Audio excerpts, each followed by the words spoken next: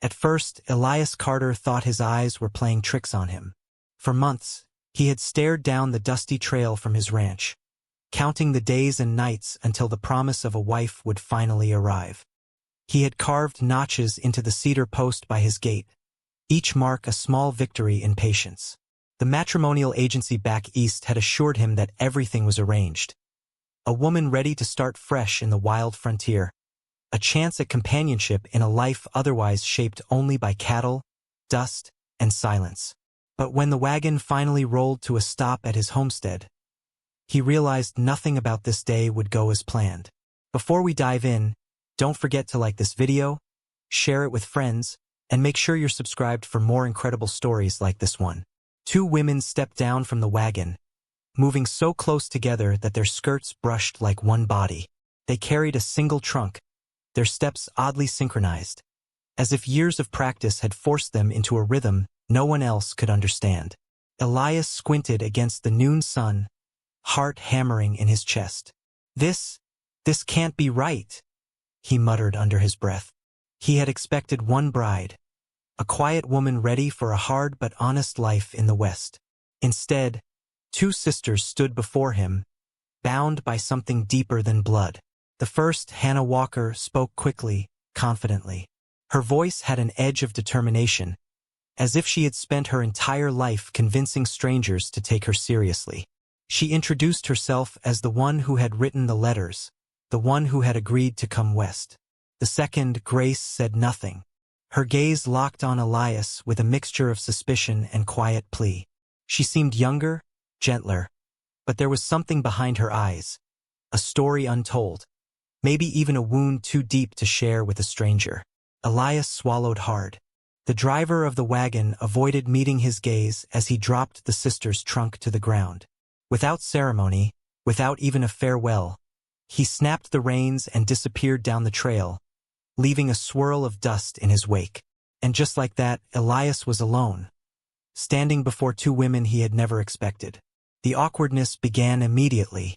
Elias had prepared his modest log cabin for one woman, a room cleared out, a single bed with a hand-stitched quilt, fresh bread cooling on the table.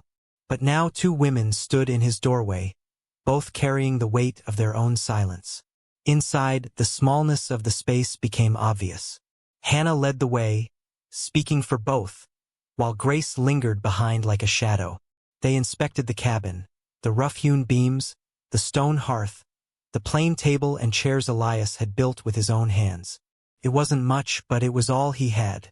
"You'll be comfortable here," Elias said, though his voice carried doubt. "Comfortable enough," Hannah replied quickly, her chin raised.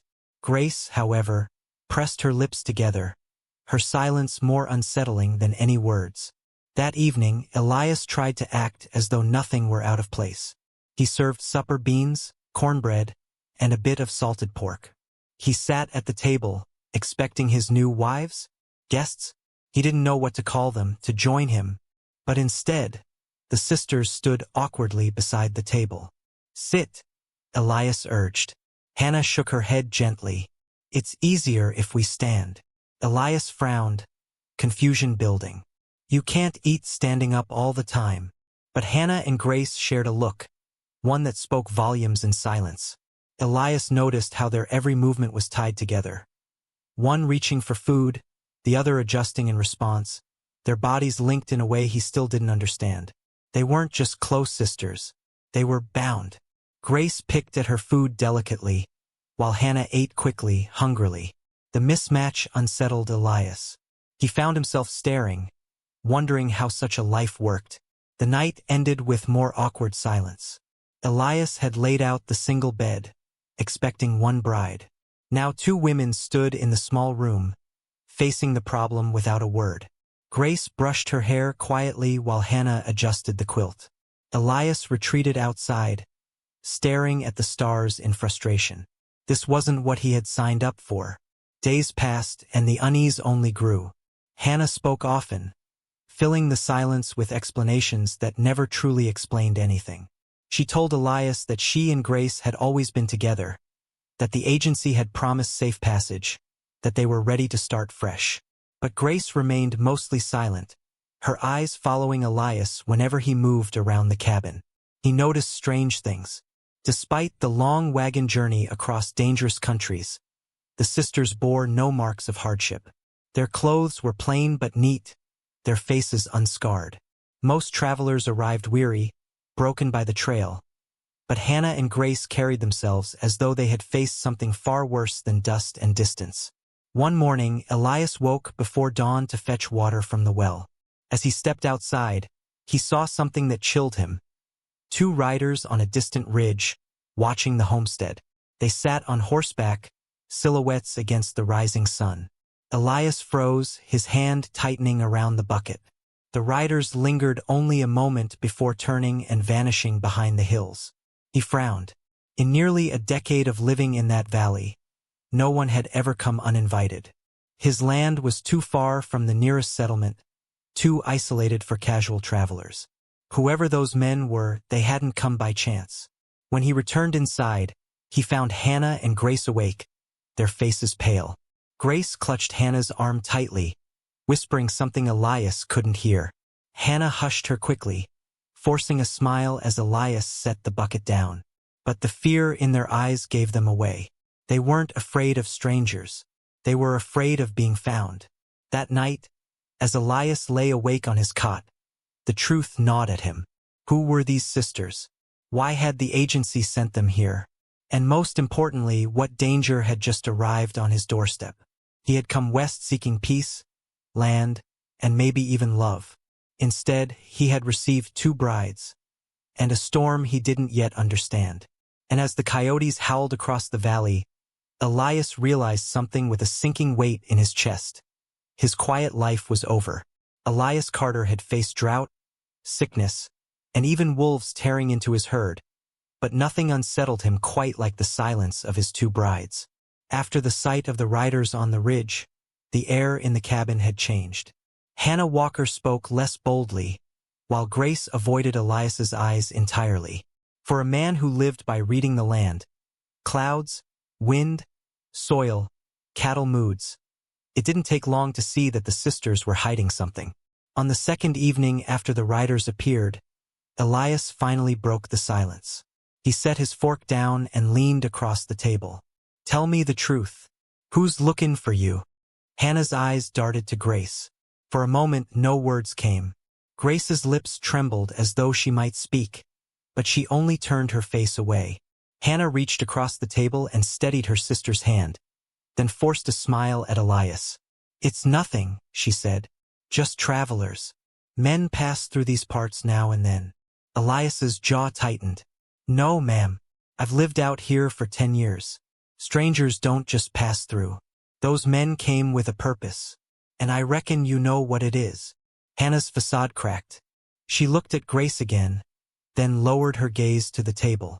Her voice was quieter when she spoke next. "We didn't come out here to deceive you, Mr. Carter. We came to survive." Grace flinched, her fingers digging into Hannah's arm as though begging her not to continue. But Hannah pressed on, her words spilling like water from a dam too long held back. They weren't just sisters. They were prisoners once. For 3 years, Hannah and Grace had been forced to travel with a company known as Crow's Continental Curiosity Troupe. In cheap theaters and dusty fairgrounds across the country, they were paraded as the two-headed miracle. Crowds paid to gawk, laugh, and throw coins at them as if they were not human, but some unnatural wonder. The man who owned the troupe, Silas Crow, had a contract, one signed by Grace in a moment of desperation after their parents died. He promised them food and safety. Instead, he bought their dignity. "He treated us like property," Hannah whispered, her eyes burning. "Every town, every stage, every set of drunken eyes, we were trapped." Grace buried her face in her hands, silent sobs shaking her frame. Elias felt his throat tighten, anger stirring deep inside. He had heard of such shows of people put on display like animals. He had always avoided them, sickened by the thought. And now, the victims of such cruelty sat at his very table. "We escaped," Hannah continued, "used false names. The matrimonial agency never knew who we really were. We thought if we married, If we disappeared into a place no one would look, maybe we could finally be free. Her voice broke. But Silas doesn't give up what he thinks he owns. The following day confirmed her fears. Shortly after noon, the sound of hoofbeats echoed down the valley. Elias stepped outside, rifle in hand, and saw them, 3 riders approaching, dust rising behind them like a banner. At their center rode a tall man in a black coat, his hat tipped low against the sun. Even before he introduced himself, Elias knew who he was. "Mr. Carter," the man said smoothly as he reined in his horse. "Name's Silas Crow. I believe you're keepin' 2 ladies who belong to me." His voice was honey and poison all at once. His smile carried no warmth, only calculation. Behind him, 2 armed men sat watching Elias's every movement. Crow gestured toward the cabin with gloved hands. "Fine pair, aren't they? Worth a fortune to me, and nothing but trouble for you." He reached into his coat and pulled out a folded paper, waving it lightly. "Contract. Signed and sealed. They're my property by law, Mr. Carter. But I'm a fair man. I'll save you the trouble." From his saddlebag, he drew a leather pouch and tossed it to the dirt. The jingling sound of coins rang in the hot air. $600, Crow said. "More than a rancher like you'll ever see at once. All you have to do is hand the sisters over quietly. No fuss, no fight. I'll be gone before sundown, and you'll be a rich man." Elias didn't look at the pouch. His eyes were fixed on Crow's smile. Too calm, too confident. Inside the cabin, he knew Hannah and Grace were listening. He could almost feel their fear pressing against the walls. He cleared his throat. "I'll think about it." Crow tipped his hat. "Think quick, Carter. I'll be back at sunrise for your answer. If you've got any sense, you'll take the deal. If not—" His eyes flicked toward his men, then back to Elias. "Well, I'd hate for this to turn bloody." With that, he tugged on his reins. The riders wheeled their horses and galloped off, leaving only dust and the weight of a choice no man wanted. That night, Elias sat at the table with his rifle leaning against the wall. He could still hear the echo of Crow's words in his head, the rattle of that coin pouch. $600. Enough to buy more land, more cattle, and live easier than most men dared dream. But when he looked across the table, he saw Hannah's determined eyes and Grace's trembling hands. He saw not property, but people. He thought of the quiet he once prayed for, the solitude of a rancher's life. And then he thought of what would happen if he chose wrong. The night dragged on heavy and endless. Coyotes cried in the distance. Wind rattled the shutters. Every creak of the cabin felt like a warning. Finally, as the first light of dawn crept across the valley, Elias rose and picked up his rifle. He had made his choice. When Silas Crow returned, Elias would be waiting. The valley had never felt so silent.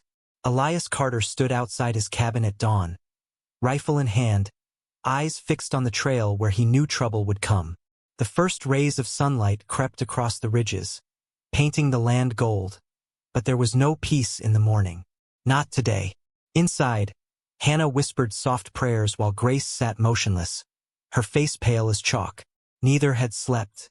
They knew as well as Elias that Silas Crow was not a man to bluff. By the time the sun cleared the hills, dust appeared on the horizon. Riders, 3 of them again, with Crow at the center. He rode tall in his saddle, black coat flapping like a crow's wing in the wind. His men followed close, rifles strapped across their backs. Elias planted his boots in the dirt. He had built this ranch with his hands, had survived drought and loneliness. Today, he would fight to keep what was his, not cattle, not land, but the fragile hope that had come to his doorstep in the form of 2 broken sisters. Crow halted his horse a few yards away. His smile was the same as yesterday, smooth and venomous. "Well, Mr. Carter," he drawled, "have you come to your senses?" Elias's grip tightened on the rifle. He didn't look at the pouch of money Crow tossed to the dirt again. He didn't need to. "My answer," Elias said, voice steady, "is no." Crow's smile faded. His eyes went cold. "Wrong choice, rancher." He lifted his hand. The gunfight erupted. Elias moved first. He dropped to one knee, rifle snapping against his shoulder. The crack split the morning air, and one of Crow's men tumbled from his horse, screaming as dust and blood mingled beneath him. The second man wheeled his horse, firing wildly. Bullets chewed into the wooden posts by the cabin. Glass shattered as a window burst apart. Hannah screamed, pulling Grace down to the floor. Elias rolled behind the water trough, heart pounding, ears ringing. He racked the lever and fired again. The second rider jerked in his saddle, then fell limp to the ground. That left Crow. The showman had dismounted, his pistol already drawn, eyes blazing with fury. He moved with surprising grace, ducking behind a fence post as bullets from Elias splintered the wood. "You think you can steal from me?" Crow snarled. "Those women are mine. I built them into something worth watching. You're nothing but a lonely fool in the dirt." Elias shouted back, "They're not property, Crow. They're people. And I'll die before I let you take them." Crow's answer was another shot. The bullet grazed Elias's arm, burning fire across his skin. He gritted his teeth, ignoring the pain, and shifted position. He knew this land, every ditch, every shadow. Crow was a city man, polished and clever, but he was out of his element here. Elias waited, breathing slow. He knew Crow would try to flank him, to move closer under cover of the corral. When the man's black coat flickered into view, Elias didn't hesitate. The rifle cracked one last time. Crow staggered, eyes wide in shock. He stumbled back against the fence, dropped his pistol, and collapsed into the dust. His hand twitched once, reaching for something, then stilled. The silence that followed was deafening. For a long moment Elias didn't move. His chest heaved with each breath, sweat running down his back. The smell of gunpowder hung heavy in the air. 3 bodies lay in the dirt, and with them, the shadow that had hung over the ranch. When he finally stood, his legs trembled. He pushed the cabin door open, and Hannah and Grace rushed to him. Hannah's hands pressed against the wound on his arm, while Grace's eyes brimmed with tears she couldn't contain. "You're hurt," Hannah whispered. "Just a scratch," Elias muttered. His voice was rough, but his eyes softened as he looked at them. "It's over." For the first time since their arrival, Grace spoke more than a few words. Her voice shook, but it was clear. "No, it's not. Not for us." Elias frowned, but Hannah shook her head. "She means the past doesn't disappear. Crow may be dead, but there'll always be others. Always those who think we're less than human." Elias looked at them both, then at his ranch, the land he had poured his life into. He had wanted solitude, an easy life. Instead, he had stumbled into something far harder, far heavier. And yet, as the sisters stood before him, as fragile as they were unbreakable, he knew his choice had been the right one. Months passed, and the Carter ranch changed. Elias built an addition to the cabin, wide enough for Hannah and Grace to move comfortably, with 2 separate rooms branching from a common space. He worked from sunup to sundown, hammering, sawing, shaping the house into something more than just shelter. It became a home. Neighbors from the nearest town rode out now and then, curious about the rumors of 2 brides. Some stared, some whispered, but most were practical folk. Out on the frontier, survival mattered more than gossip. And Elias Carter was known as a man who stood his ground. Hannah found her place in the household quickly. She handled correspondence, traded with nearby ranchers, and kept the ranch's records sharper than Elias ever had. She carried herself with the same fiery determination she'd shown since day one, but now it was directed toward building, not running. Grace surprised them all. She had a gift for animals. Horses calmed under her touch, sick calves healed with her gentle care. Even the most skittish beasts trusted her instantly. Elias often found himself staring, wondering how she could sense what others could not. Together, the sisters transformed his ranch. What had once been a lonely man's retreat became a thriving homestead. One evening, as the sun set behind the hills, Elias sat on the porch, Hannah and Grace beside him. The land stretched before them, golden in the fading light. "I thought I was getting a wife," Elias said quietly, almost to himself. Instead, I got two strangers, a fight for my life, and more questions than I ever wanted. Hannah chuckled softly. Grace smiled faintly. And do you regret it? Hannah asked. Elias paused, then shook his head. Not for a second. They sat in silence after that, the kind of silence that wasn't empty but full of everything they had endured, everything they had built, and everything still to come. In the end, Elias Carter realized something he had never known before. Love didn't need to look ordinary to be real, and sometimes family wasn't given. Sometimes it was fought for in blood and dust, and chosen in the quiet that followed. Thank you for watching. I hope you enjoyed that story. Please share it with your friends and subscribe so that you do not miss out on the next one. In the meantime, I have handpicked more stories for you that I think you will enjoy. Have a great day.